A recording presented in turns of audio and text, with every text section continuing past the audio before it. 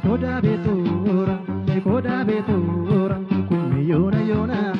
kummi yona yona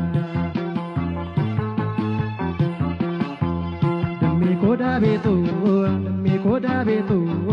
kummi yona yona kummi yona yona